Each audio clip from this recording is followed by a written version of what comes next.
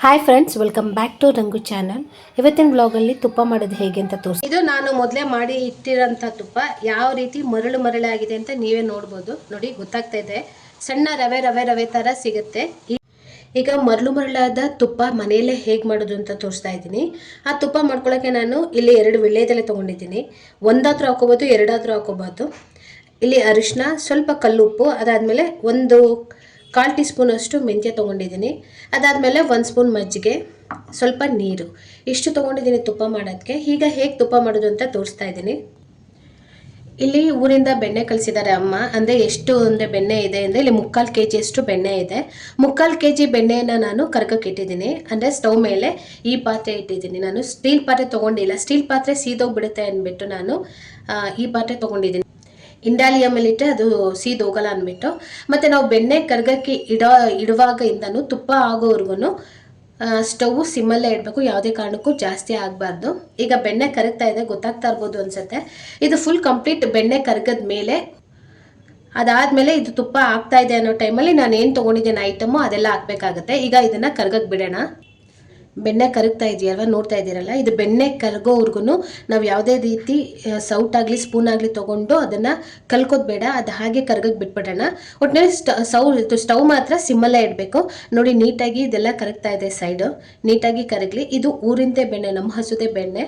So ಇಲ್ಲಿ ಬೆಣ್ಣೆ ತೊಗೊಂಡ್ರೆ ನಿಮಗೆ ಸ್ವಲ್ಪ ಕಲರು ವೈಟಿಶ್ ಬರುತ್ತೆ. ಇದು ಸ್ವಲ್ಪ ಎಲ್ಲೋ ಇಶ್ ಇದೆ, ನಿಮ್ಗೆ ಗೊತ್ತಾಗುತ್ತೆ ಆ್ಯಕ್ಚುಲಿ ಕಲರು. 3/4 ಭಾಗ ಕರಗಿದೆ, ಇನ್ನು 1/4 ಭಾಗ ಕರಗ್ಬಿಟ್ರೆ ಫುಲ್ ಕರಗುತ್ತೆ. ಆದಮೇಲೆ ಅದು ತುಪ್ಪ ಕಾಯಬೇಕು. ಕಾದ್ರೆ ಮಾತ್ರ ಗೊತ್ತಾಗುತ್ತೆ ಅದು ಹೇಗೆ ತುಪ್ಪ ಕಾಯ್ದಿದೆಯಾ ಇಲ್ವಾ ಅಂತ ನಾನು ತೋರಿಸ್ತೀನಿ ನಿಮಗೆ. ತುಪ್ಪ ನೋಡಿ ಫುಲ್ ಕರಗಿದೆ. ಫುಲ್ ತುಪ್ಪ ಕರಗ್ಬಿಟ್ಟು ಈಗ ನೊರೆ ಬರ್ತಾ ಇದೆ. ಇದು ನೊರೆ ಎಲ್ಲ ಹೋಗಬೇಕು. ನೊರೆ ಎಲ್ಲ ಹೋಗ್ಬಿಟ್ಟು ನಿಮಗೆ ಯೆಲ್ಲೋ ಕಲರ್ ತುಪ್ಪ ಕಾಣಿಸುತ್ತೆ, ಎಣ್ಣೆ ಥರ.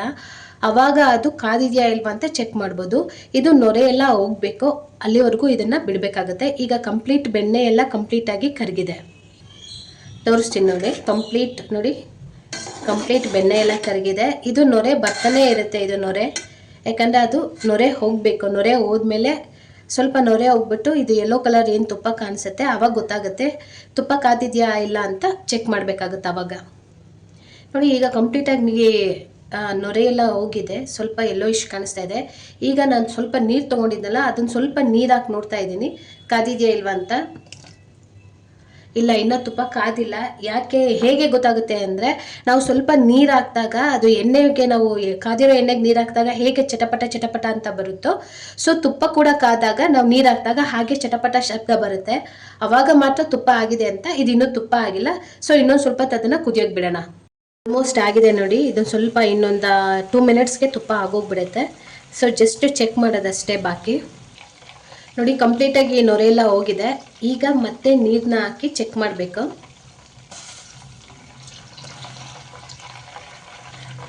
ಇದು ತುಪ್ಪ ಕಾದಿದೆ. ಯಾಕಂದರೆ ನೋಡಿ, ನೀರು ಅದಕ್ಕೆ ಹಾಕಿದ ತಕ್ಷಣ ಈ ಥರ ಚಟಪಟ ಅಂತ ಸೌಂಡ್ ಬರ್ತಾ ಇದೆ ಅಂದರೆ ತುಪ್ಪ ಆಗಿದೆ ಅಂತ. ಈಗ ಕಂಪ್ಲೀಟ್ ತುಪ್ಪ ಆಗಿದೆ. ಈಗ ನಾವೇನು ತೊಗೊಂಡಿದ್ದೀವೋ ಅದನ್ನು ಐಟಮ್ ಹಾಕ್ತಾ ಹೋಗ್ಬೇಕಾಗತ್ತೆ. ಈಗ ಸ್ವಲ್ಪ ಮಜ್ಜಿಗೆ ತೊಗೊಂಡಿದ್ದೀನಿ. ಆ ಮಜ್ಜಿಗೆನ ಸ್ವಲ್ಪ ಹಾಕೊತಾ ಇದ್ದೀನಿ. ಈಗ ಅದಾದಮೇಲೆ ಇದೇನೇನು ಐಟಮ್ ತೊಗೊಂಡಿದ್ದೀನೋ ಈ ಐಟಮ್ನೆಲ್ಲ ಹಾಕ್ತಾಯಿದ್ದೀನಿ ನಾನು. ಎಲೆ, ಅರಿಶಿನ, ಸ್ವಲ್ಪ ಉಪ್ಪು, ಸ್ವಲ್ಪ ಮೆಂತ್ಯ ಕಾಳು ಹಾಕ್ಬಿಟ್ಟು ಮುಚ್ಚಿಟ್ಬಿಡ್ತೀನಿ. ಇದು ಹಾಕೋಕ್ಕಿಂತ ಮುಂಚೆ ಸ್ಟವ್ನ ಆಫ್ ಮಾಡಬೇಕಾಗತ್ತೆ. ನೋಡಿ, ಹಾಕ್ಬಿಟ್ಟು ಮುಚ್ಚಿಟ್ಬಿಡ್ಬೇಕು. ಸೊ ಸೌಂಡ್ ಕೇಳಿಸ್ತಾ ಇದೆ ಅನ್ಸುತ್ತೆ. ಅದು ಪಟ ಅಂತ ಸೌಂಡ್ ಬರುತ್ತೆ. ಇದು ತಣ್ಣಗಾಗಕ್ಕೆ ಬಿಟ್ಟು ಅದಾದಮೇಲೆ ಸೋಸ್ಕೊಬೇಕಾಗತ್ತೆ. ಏನೇನು ಹಾಕಿದ್ದೀನಿ ಎಲ್ಲ ತೋರಿಸಿದ್ದೀನಲ್ವ. ಈಗ ಅದು ಕಂಪ್ಲೀಟ್ ಆ ಎಲೆ ಎಲ್ಲ ಅದರಲ್ಲಿ ತಣ್ಣಗಾಗಕ್ಕೆ ಬಿಟ್ಬಿಡಬೇಕು. ಎಲೆ ಎಲ್ಲ ಹೇಗಾಗುತ್ತೆ ಅಂದರೆ ಫುಲ್ಲು ಒಂಥರ ಮುಟ್ಟಿದ್ರೆ ಪುಡಿ ಆಗೋಗ್ಬಿಡುತ್ತೆ, ಆ ರೀತಿ ಆಗುತ್ತೆ. ಸೊ ಇದನ್ನು ತಣ್ಣಗಾದ್ಮೇಲೆ ಸೋಸ್ಕೊಳ್ಳೋಣ. ಈಗ ತುಪ್ಪ ಕಂಪ್ಲೀಟಾಗಿ ಆಗಿದೆ. ಈಗ ಕಂಪ್ಲೀಟ್ ತುಪ್ಪ ನೀಟಾಗಿ ಆರಿದೆ. ಇದನ್ನು ನಾನು ಸೋಸ್ಕೊತಾ ಇದ್ದೀನಿ. ನೀವು ತುಪ್ಪ ಸೋಸ್ಕೊಬೇಕಾದ್ರೆ ಯಾವುದೇ ಕಾರಣಕ್ಕೂ ಪ್ಲಾಸ್ಟಿಕ್ ಬೌಲ್ ಯೂಸ್ ಮಾಡಬೇಡಿ. ಈ ರೀತಿ ಸ್ಟೀಲ್ ಬೌಲ್ಗೆ ನಾನು ಸೋಸ್ಕೊತಾ ಇದ್ದೀನಿ. ನೀಟಾಗಿ ಈ ರೀತಿ ಸೋಸ್ಕೊಬೇಕು.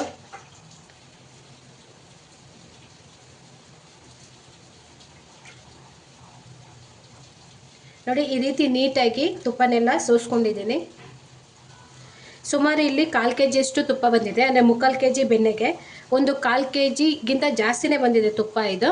ಈಗ ಇದನ್ನು ಕಂಪ್ಲೀಟ್ ಮಡಗಿಬಿಟ್ರೆ ಇದು ಸಾಯಂಕಾಲ ಅಥವಾ ಬೆಳಿಗ್ಗೆಗೆ ಇದು ನಾವೇನು ರವೆ ರವೆ ಥರ ಮರಳಾಗಿ ತುಪ್ಪ ಅಂತೀವೋ ಅದೇ ರೀತಿ ಬಂದಿರುತ್ತೆ.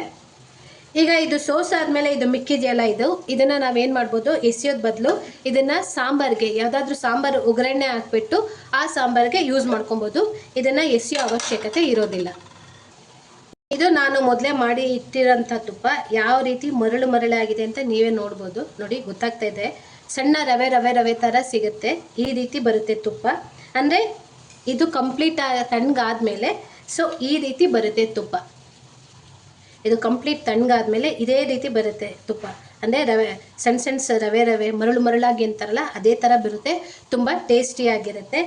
ಈಗ ನೀವು ದೇವ್ರು ಕಾಯಿಸ್ಕೋಬೇಕು ತುಪ್ಪ ಅಂದರೆ ಇದಕ್ಕೆ ನಾನೇನು ಎಲೆ ಮೆಂತ್ಯ ಎಲ್ಲ ಹಾಕಿದ್ನೋ ಅದನ್ನು ಬಿಟ್ಟು ಪ್ಲೇನಾಗಿ ಕಾಯಿಸ್ಕೊಂಡ್ರೆ ಇದನ್ನು ದೇವ್ರಿಗೆ ದೀಪ ಹಚ್ಚೋಕ್ಕೆ ಯೂಸ್ ಮಾಡ್ಬೋದು.